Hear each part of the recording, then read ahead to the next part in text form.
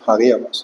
Hint ये है कि एमपीपीएससी के अंदर जो सिलेबस आपको कवर किया गया है उस सिलेबस के अंदर 20 क्वेश्चन हिस्ट्री के हैं, जिसमें इंडिया की हिस्ट्री और एमपी की हिस्ट्री है। 20 क्वेश्चन ज्योग्राफी के हैं, 10 क्वेश्चन 20% बोलो तो बेहतर है इंडिया की ज्योग्राफी, और 10 क्वेश्चन या 10% एमपी की ज्योग्राफी।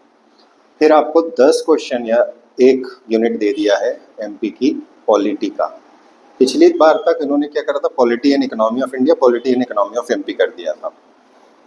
तो पॉलिटी अब श्रिंक हो गया, ये पूरा पॉलिटी 10 क्वेश्चन का, चाहे इंडिया की पॉलिटी हो चाहे। तो पॉलिटी के अंदर कंसेप्ट अगर आपको समझ में आ रहे हैं तो आप बड़े आराम से पहुंच जाओगे। फैक्ट याद करना पड़ेंगे, फैक्ट रटना पड़ेंगे, बार बार प्रैक्टिस करना पड़ेगी, हो जाएगा। हिस्ट्री के अंदर आप कभी कमांड नहीं ले सकते।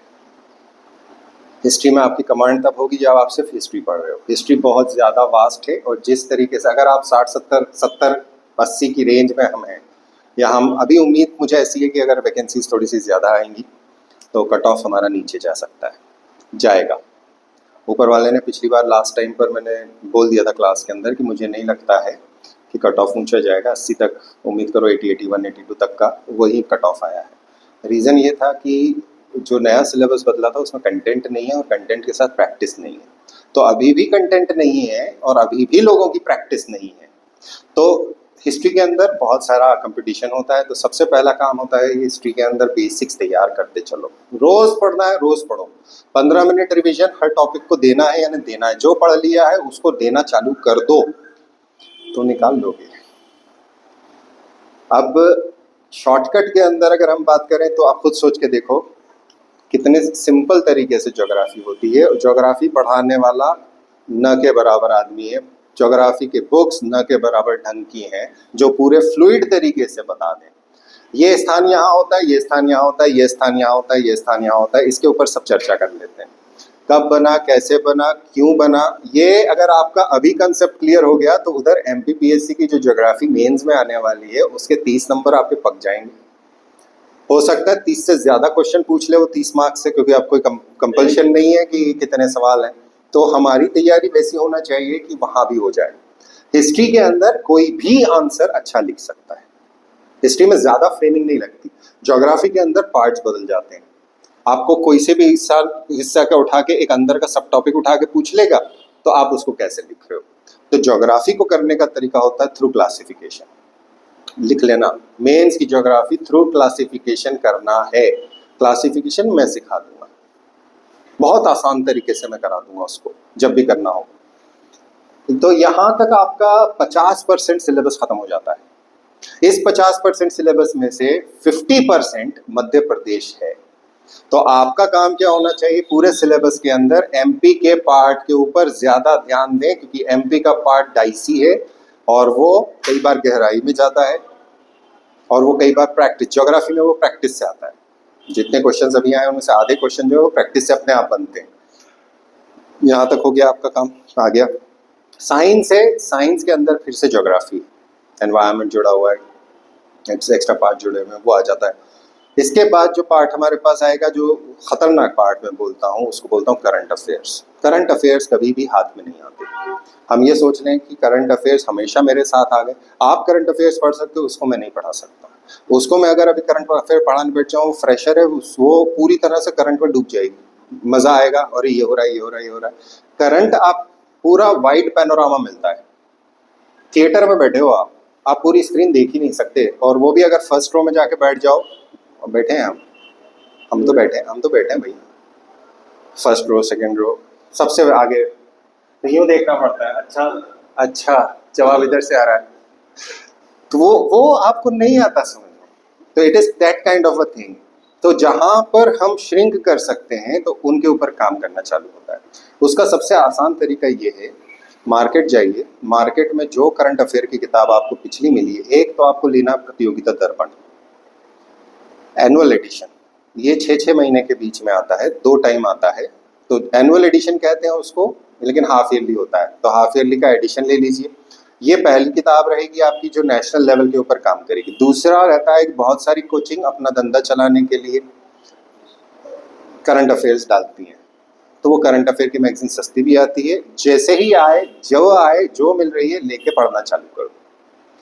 तीसरा जो सबसे इंपॉर्टेंट एलिमेंट होता है एमपीपीएससी प्री की करंट करने के लिए, रोजगार और निर्माण जो सप्ताह में एक बार आता है, ऑनलाइन मिलता है, उसे ऑनलाइन पढ़ना चालू कर दो।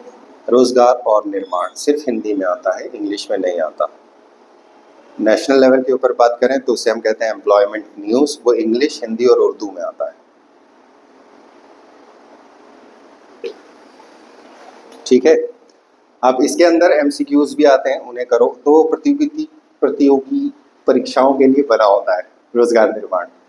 पिछली बार हमारे साथ बड़ी समस्या हुई थी करंट अफेयर्स में, रोजगार निर्माण बंद हो गया था, वेबसाइट भी बंद हो गई थी, छपना बंद हो गया था क्योंकि इलेक्शन के लिए वो लगी हुई थी आचार संहिता, और ये सरकारी मुखपत्र कह सकते हो, सरकारी पत्र है रोजगार निर्माण।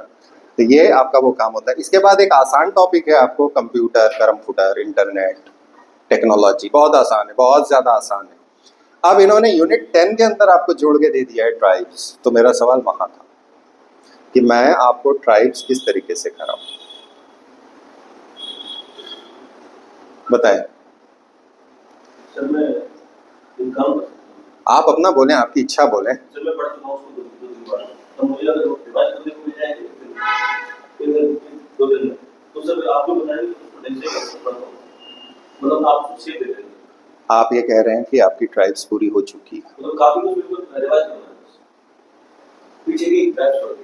पीछे की मतलब मुझे छोटी बड़ी ट्राइब्स। अच्छा, जैसे इस बार ट्राइब पे सवाल आया था, है ना, वो 43 ट्राइब्स में नहीं है, शेड्यूल ट्राइब्स में, वो हो गई। तुमसे ये बहुत सालों से नहीं बना था। कारण क्या है?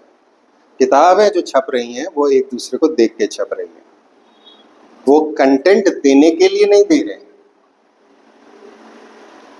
तो अभी आपने मेरे नोट्स नहीं देखे हैं, इसलिए आप उसको बोल पाने में असमर्थ हैं। आप देख लोगे तो आप बोलोगे, बोले सर आप तो पढ़ा दो पूरा। देखो, जो सिलेबस है हमें सिलेबस के हिसाब से रहना है। सोशियोलॉजी वाला जो पार्ट है उसमें ट्राइबल सोशियोलॉजी दिया हुआ है। नाउ ट्राइबल सोशियोलॉजी के अंदर मेजर होता है मैरिज।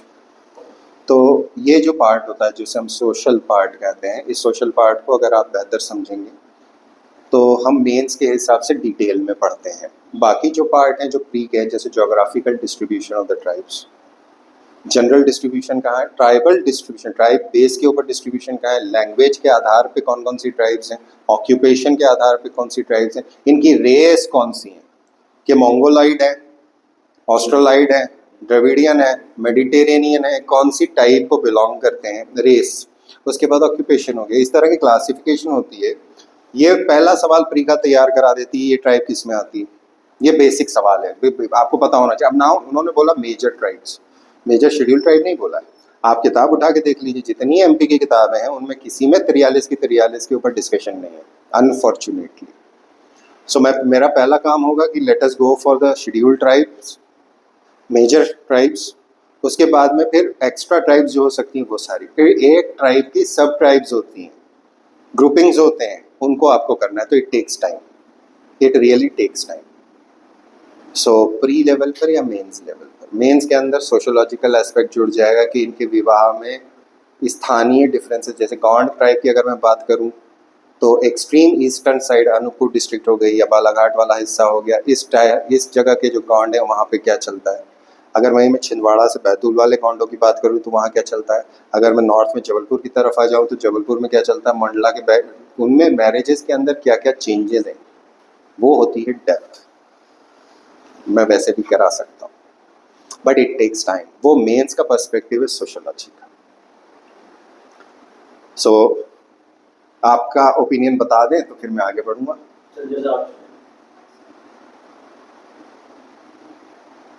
तो सबसे पहले आपको ये मैप बनाना आना चाहिए।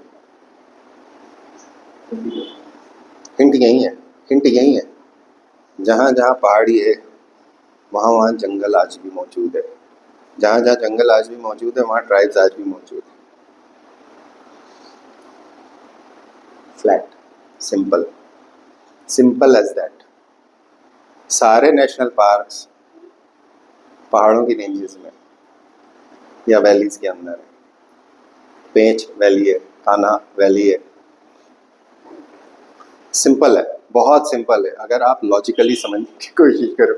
ट्राइब्स आर दी एंडोजेनिक, यानी वहीं के लोग हैं, वहीं पे रह रहे हैं, कई सालों से रह रहे हैं, 100 साल सैकड़ों साल से उस रीजन में रह रहे हैं। सो उस रीजन स्पेसिफिसिटी का कोई जोग्राफिकल कंडीशन होगी जिसके हिसाब से वो एक्लेमेटाइज किए हुए हैं। So geography and tribes are close related. इसी वजह से जोग्राफी का एक पार्ट होता है कि इसमें ट्राइब्स कौन से ह्यूमन जोग्राफी के अंदर, फिर बाद में वो अर्बनाइजेशन के ऊपर जाते हैं। सो ठीक है, मैं पहले आपको क्लासिफिकेशन बता दूंगा कि कौन कौन सी क्लासिफिकेशंस होती हैं। क्लासिफिकेशंस एक के बाद एक ले लूँगा, उसके बाद आपको होमवर्क दे दूंगा कि आप उन्हें याद करें। सारी ट्राइब्स के अंदर कौन कौन सा क्या क्या मैटर होता है, आप उसको बनाएं। उसके बाद में फिर मैं मेजर ट्राइब्स की डिटेल्स ओपन कर दूंगा। वो मेंस का पर्सपेक्टिव होगा, उसको हम बाद में ले लेंगे। या ऐसा करूँगा कि जो कीवर्ड्स होते हैं, विवाह के अलग अलग नाम होते हैं, अलग अलग प्रकार होते हैं, जितने मेरे पास होंगे उनको मैं ऐड करके आपको दे दूँगा। ठीक है, मुझे याद दिलाना।